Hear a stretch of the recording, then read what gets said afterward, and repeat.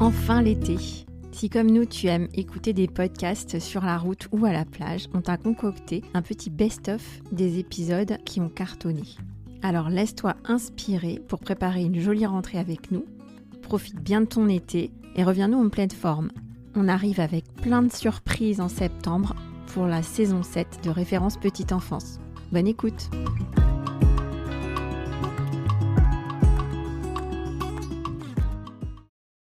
Bonjour et bienvenue à tous dans ce nouvel épisode de Référence Petite Enfance. Aujourd'hui, j'accueille à mon micro un médecin de crèche, le docteur Dominique Léronas. Dominique, bienvenue dans le podcast. Merci de m'accueillir. Alors Dominique, vous êtes un pédiatre renommé, vous avez travaillé au SAMU pédiatrique et dans les meilleures maternités d'Île-de-France. Et votre dernier poste à l'hôpital, c'était un poste de chef de service pédiatrique dans un hôpital renommé qui s'appelle l'hôpital privé d'Antony. Et vous êtes aussi connu pour diffuser de l'information qualitative sur le petit enfant et la parentalité, et toujours sous un angle assez naturel, sous l'angle de la physiologie de la nature. Vous avez écrit 2 livres, Le guide de mon bébé au naturel et le Dico bébé santé soins éveil, et vous faites aussi des conférences. Et moi, j'ai eu la chance de vous connaître avant que vous me connaissiez en tant qu'auditrice dans une de vos conférences. J'étais enceinte et j'ai vraiment adoré ce moment, mon mari aussi. Donc c'était, en tant que parent, c'était vraiment sympa d'avoir un médecin qui nous donne plein d'infos et plein de connaissances pour devenir des bons parents. Et je dois dire que c'est avec un immense plaisir que je vous accueille, aussi parce que j'ai eu la grande chance de vous compter parmi mes équipes. Alors qu'on dit souvent que c'est assez difficile d'avoir un médecin de crèche. Les médecins de crèche se font rares. Est-ce que vous pouvez nous raconter rapidement votre parcours ?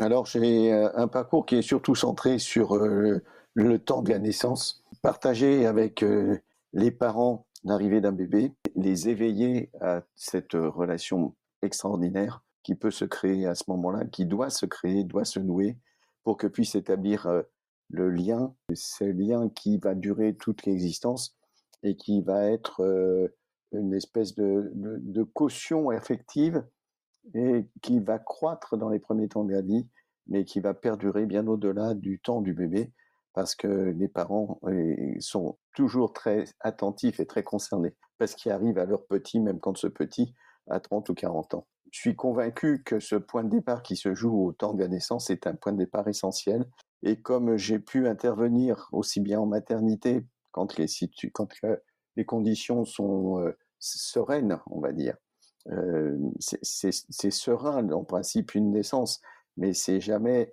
sans trouble, sans questionnement, sans interrogation. C'est un temps de découverte. Tout le monde est sur le qui-vive.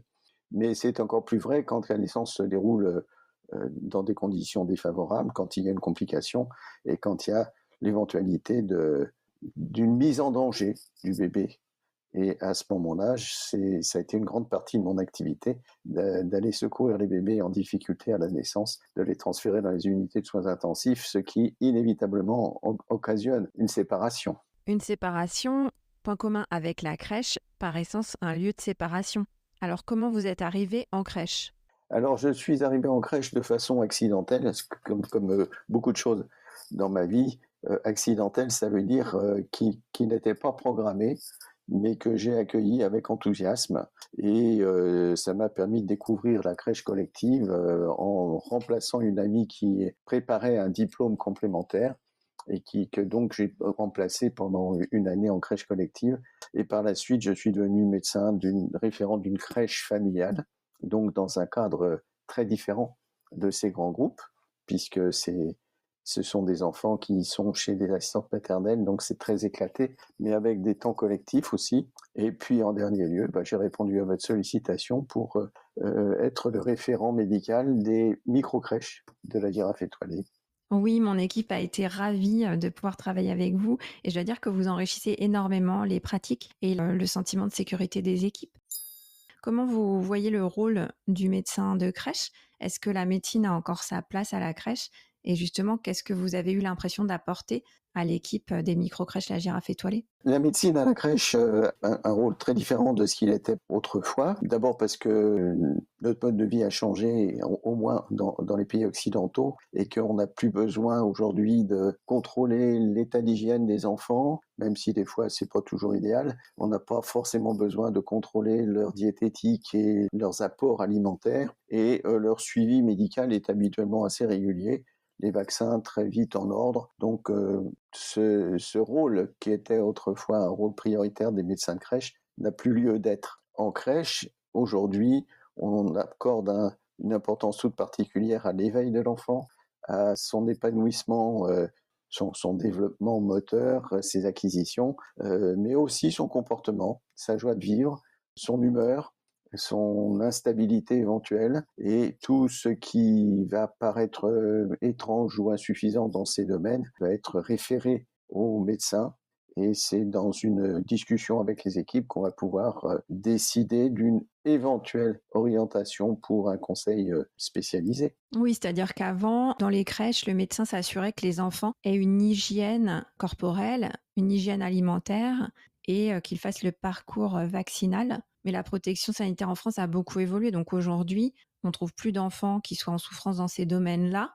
Maintenant, il y a d'autres questions qui se posent. Je pense que vous êtes quand même souvent consulté par les familles ou les professionnels de crèche. Oui, parce que le statut de l'enfant a changé. Aujourd'hui, les familles sont moins larges qu'autrefois et les parents, d'une certaine façon, ils sont très vigilants ou très sourcilieux sur ce qui se passe pour leur enfant, qui est souvent un enfant unique.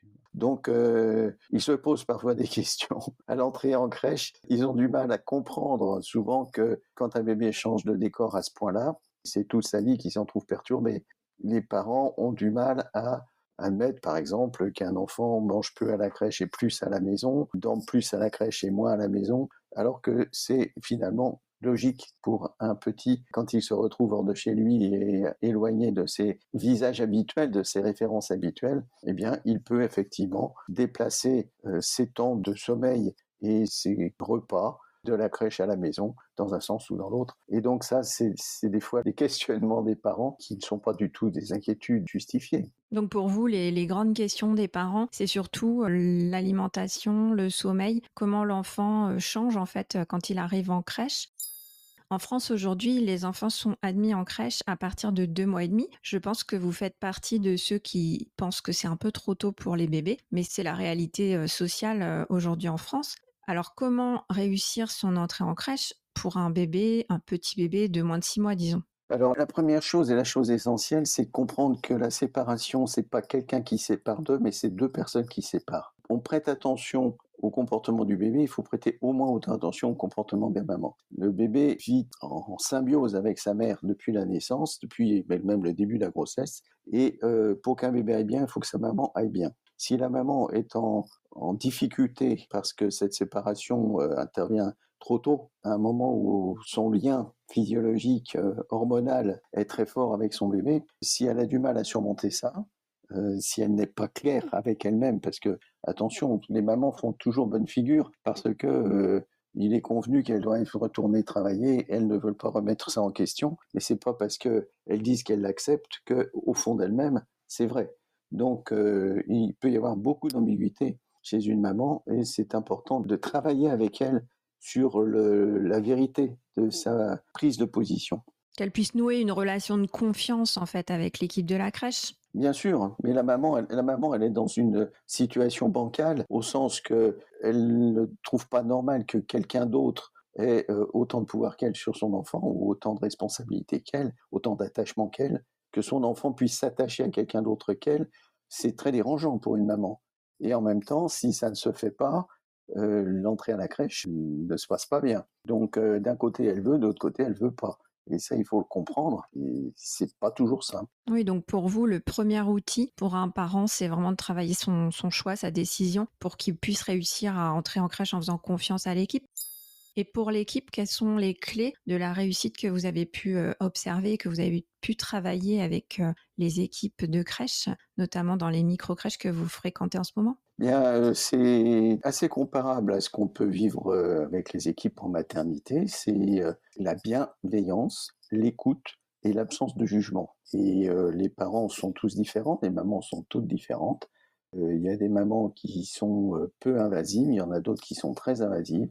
Le trouble qu'elles ressentent et dont je viens de parler peut s'exprimer soit sur un mode dépressif, c'est-à-dire des mamans qui donnent l'impression de se détacher trop facilement, soit sur un mode au contraire un petit peu exagéré, avec 50 questions à la minute, combien de fois il a fait pipi, est-ce que ceci, est-ce que cela, et ça c'est vécu comme un harcèlement par les équipes. Et il faut qu'elles comprennent que c'est une façon qu'a cette maman de s'obliger à accepter sa séparation. Oui, donc l'équipe doit rester à l'écoute et dans le non-jugement. Et c'est pas facile de rester dans le non-jugement. Oui, parfois, l'équipe, peut, avoir tendance à s'agacer parce que la relation, peut poser problème. Parfois, il faut beaucoup de patience, l'adaptation ne se passe pas, toujours aussi bien d'un cas à l'autre et c'est vraiment dans la bienveillance, dans l'écoute et dans la patience qu'on va y arriver. Je comprends très bien ce que vous dites. D'ailleurs, le premier point que vous avez évoqué, c'est le lien qui va se créer à la maternité, à la naissance de l'enfant, qui va durer toute la vie. Et ce lien, nous, à la crèche, on le travaille en travaillant sur le système de référence. Qu'est-ce que vous avez pu observer? Est-ce que pour vous, c'est un point de réussite? Le système de référence sera toujours difficile à être parfait parce qu'il est inimaginable d'avoir une personne, une employée de la crèche pour le dire, qui soit disponible à 100% pour le même enfant, comme l'est sa maman à la maison ou comme l'était sa maman à la maison. Donc ça sera toujours imparfait, ça sera toujours le moins mal possible. Et je pense que tous les professionnels font un maximum d'efforts pour réussir à tenir cette place qui n'est pas commode. Oui, vous avez tout à fait raison. Je crois que c'est pour ça, c'est aussi compliqué de travailler la référence, c'est parce qu'elle est imparfaite. Et de ce fait, les professionnels ont parfois vite fait de l'écarter. Mais malgré son imperfection, c'est le système de référence qui nous permet de travailler la continuité de soins, ou en tout cas la recherche de continuité dans le soin et dans l'accueil de l'enfant. On retrouve aussi cette problématique, cet enjeu de continuité d'ailleurs dans les hôpitaux et dans tous les services, que ce soit pour les enfants ou pour les adultes. Quelles sont les grandes questions que se posent les parents en arrivant à la crèche? Qu'ils vous posent à vous, en tout cas. Quelles sont les grandes questions? Est-ce que mon enfant va être bien ici? Est-ce qu'il va être aussi bien qu'à la maison? Quand vous êtes consulté par une équipe de crèche pour accueillir un parent en rendez-vous lors de l'adaptation, quelles sont les grandes préoccupations qui reviennent toujours sur le tapis? C'est très variable selon les parents. Il y a des parents qui sont très pointilleux sur les conditions d'hygiène. Leur enfant va rencontrer d'autres enfants. Il ne faudrait pas qu'ils viennent sucer les mêmes jouets ou des choses comme ça. Vous voyez, c'est l'appréhension de sortir de ce secteur très protégé qu'est la maison et la rencontre d'autres avec la notion de partage des microbes. Alors là, je ne peux pas leur dire que ça ne va pas exister, mais ça a été renforcé par la période Covid, où on nous faisait porter des masques, on nous faisait se brûler les mains au gel hydroalcoolique 50 fois par jour. Donc ça a renforcé encore cette notion que l'autre est une source de contamination. Et pour certains parents, c'est difficile à accepter. Autre préoccupation, est-ce que à la crèche, mon enfant va pouvoir suivre les mêmes rythmes qu'à la maison? Et est-ce qu'on va respecter sa sieste du matin? Est-ce qu'on ne va pas le faire trop dormir l'après-midi, sinon il ne va plus dormir le soir? Et puis, est-ce qu'au niveau des repas, on va bien lui donner tout ce qu'il doit prendre parce que notre pédiatre a dit que? Toute cette préoccupation que je vais qualifier de tatillonne est faite pour cacher la difficulté de confier son enfant. Oui, en fait, ce sont des questions pour vous qui masquent une problématique, un enjeu plus général de séparation et qui, lui, est assez fondé finalement, puisque je crois que c'est un problème physiologique presque. Bien sûr, il est naturel d'avoir du mal à séparer de son enfant, quel que soit l'âge, mais plus il est petit, plus c'est naturellement contre nature. Oui, et c'est vrai que nous, à la crèche, quand on a des blocages sur une situation avec un enfant, par exemple sur le plan alimentaire, mais aussi sur le plan du sommeil, eh bien, vous êtes un peu notre dernier recours. On finit toujours par appeler le médecin et parfois organiser un rendez-vous avec la famille pour sortir d'une situation de blocage. Précisément parce que l'équipe de la crèche est impliquée trop au niveau du quotidien, alors que la réponse se situe ailleurs, au-delà. Il faut pouvoir prendre du recul et dépasser la préoccupation des millilitres de lait et des heures de sommeil pour comprendre que la vraie question est ailleurs. Et ça, c'est mon rôle, je reconnais. Est-ce qu'il y a des points de vigilance particuliers lorsqu'on veut réussir l'adaptation d'un enfant à la crèche? Alors, le point le plus important, en principe, il est déjà résolu, c'est de comprendre qu'un tout petit ne peut pas s'exprimer en parole. Ce qui va être difficile à vivre pour lui va s'exprimer dans son corps. Et c'est la raison pour laquelle le temps d'adaptation doit être le plus long possible. Et c'est vrai que maintenant, ça dure 2 semaines et que les étapes ne doivent pas être brûlées Et que si jamais, juste après l'adaptation, il y a un temps de congé, un temps de vacances, il va falloir refaire une adaptation parce qu'un tout petit ne se confie pas, ne se déplace pas comme un paquet et qui va avoir ses réactions personnelles qui ne seront pas forcément apparentes. L'angoisse des bébés est souvent une angoisse cachée et c'est quelque chose qui peut les mettre en danger. Bon, mais ceci, aujourd'hui, est normalement bien pris en compte.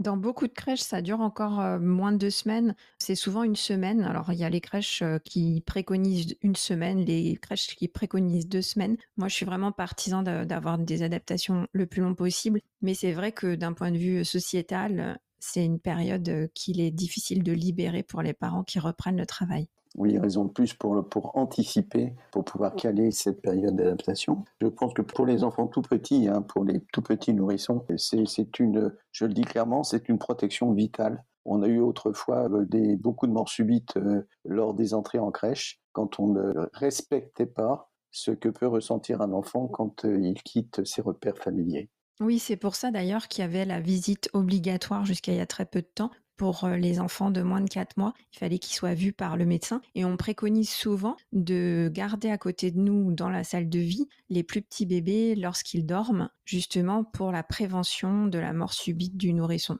Alors, ce n'est pas du fait de notre vigilance, mais du fait que la proximité des adultes est pour lui apaisante, rassurante. Ça repose sur la même recommandation de partager la chambre pendant les premiers mois. La visite d'admission aussi, elle permet aux parents de signaler s'il y a des pathologies, des difficultés, comme par exemple les allergies qui sont aujourd'hui très fréquentes, allergies au lait de vache.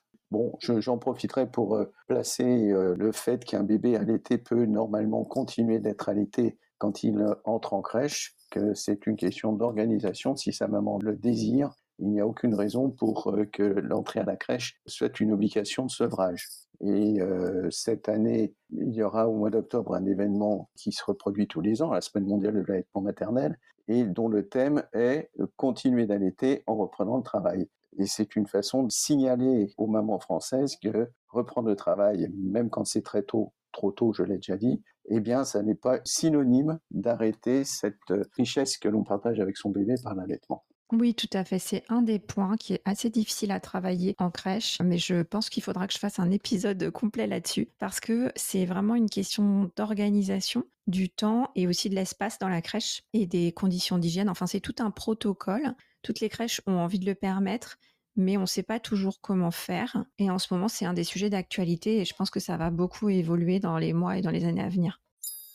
Alors Dominique, vous nous avez éclairé sur votre parcours et sur pas mal de points. Ce que vous dites, c'est que le lien qui va se créer entre la maman et l'enfant à la naissance, c'est un lien qui va durer toute la vie. Et c'est aussi pour ça, je pense, qu'à la crèche, il y a autant d'enjeux lorsqu'on accueille un enfant, notamment pendant l'adaptation, pendant les premiers temps, parce que c'est avant tout un lieu de séparation, la crèche.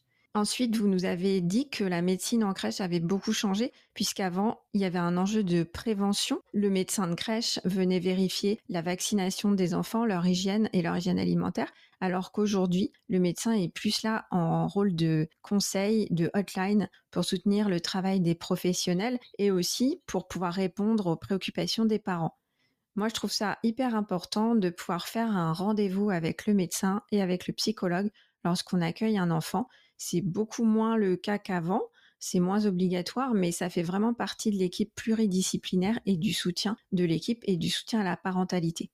Et enfin, vous nous avez dit que pour réussir son entrée en crèche, l'entrée en crèche de son petit bébé, il fallait prendre en compte que ce sont deux personnes qui se séparent. C'est pas que le bébé, la maman aussi se sépare et il faut lui permettre, nous, les professionnels, on doit vraiment permettre à la maman d'être à l'aise, de pouvoir s'exprimer et de pouvoir tisser un lien de confiance avec les pros de la crèche. Donc, les clés de la réussite pour l'équipe de crèche, c'est la bienveillance et l'écoute. Surtout, ne pas juger les parents et rester alerte. Essayer de comprendre les signaux faibles qu'une maman peut parfois donner. Vous nous avez aussi sensibilisé à l'importance de la durée de l'adaptation et là-dessus, je suis complètement d'accord avec vous. Je pense qu'une adaptation doit durer au moins 2 semaines et pour les plus petits, c'est une vue de l'esprit puisque de toute façon, même quand on arrête l'adaptation, il continue, lui, à continuer son adaptation pendant plusieurs semaines. Bien sûr. Et puis le dernier point, c'est un appel que vous faites à la profession pour favoriser la continuité de l'allaitement et favoriser en tout cas cette continuité pour les mamans qui le souhaitent. chouette. Eh bien, Dominique, je vous remercie beaucoup pour votre temps et pour vos mots toujours doux et bienveillants de votre part. Comme d'habitude, vous êtes très raisonnable dans vos propositions. Jamais d'exigence inatteignable. Écoutez, le monde de la naissance et de la petite enfance, c'est le monde de la tendresse et donc il faut encourager à garder toujours cette aptitude. J'étais très heureux de partager cet échange avec vous et j'espère qu'ils suivront leur chemin et qu'ils seront accueillis. Entendu. Moi, j'espère qu'il y aura d'autres médecins qui auront envie, eux aussi, de venir en aide et en soutien aux pros de crèche comme vous le faites tous les jours. Et je vous inviterai certainement une prochaine fois. Donc peut-être à bientôt pour un prochain épisode, Dominique. Eh bien, ça sera toujours avec grand plaisir, Amal. Allez, au revoir. Au revoir. J'espère que cet épisode t'a donné plein de nouvelles idées. Si tu l'as aimé, donne-nous une note 5 étoiles, ça nous fait hyper plaisir. Tu peux nous écrire sur LinkedIn, on répond à tout le monde. Si on fait ce podcast, c'est vraiment pour t'aider à faire de la qualité d'accueil tous les jours auprès des enfants que tu accueilles dans ta crèche. Alors merci pour ta fidélité, merci d'avoir écouté jusqu'au bout et à la semaine prochaine.